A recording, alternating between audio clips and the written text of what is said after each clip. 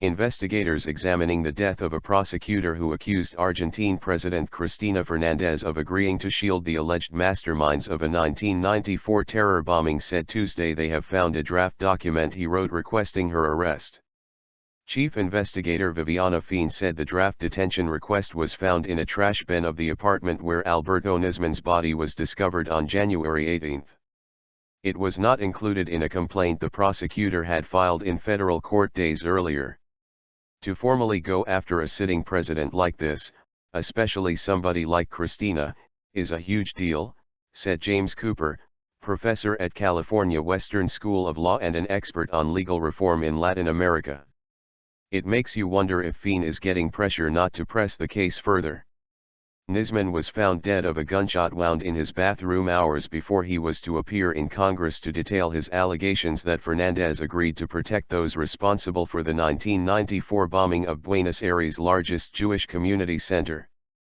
The attack, which killed 85 people, remains unsolved.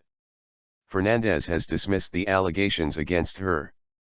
Fein at first denied the existence of the document requesting the president's arrest after Argentina's Clarín newspaper published an article about it on Sunday.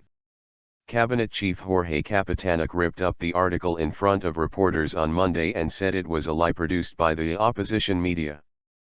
But Clarín then published a copy of the draft, which was dated from June 2014.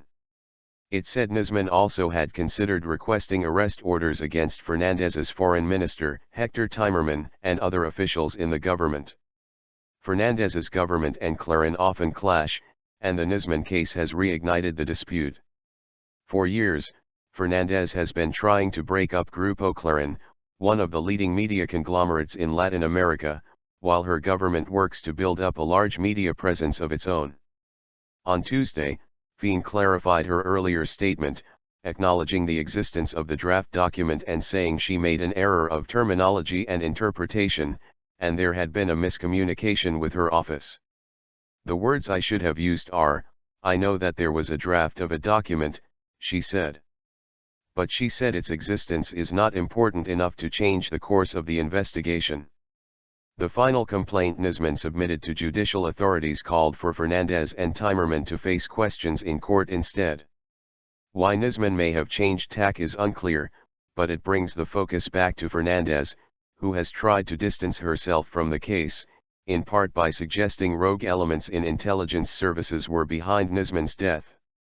She is currently in China seeking investments, and before she left she submitted a proposal to Congress to reform the Secretary of Intelligence. A Senate committee took up the bill on Tuesday. Conspiracy theories have swirled around Nisman's death since his body was found. Authorities initially said he likely committed suicide, but his supporters insisted the prosecutor would not have killed himself, and even Fernandez has said that, contrary to initial findings, his death could not have been a suicide. Nisman had spent almost a decade building up a case that Iran was behind the 1994 attack on the Jewish center. Iran's government has repeatedly denied the allegation. Nisman had feared for his safety and 10 federal police were assigned to protect him. The officers were suspended as part of the investigation, but none have been named as suspects.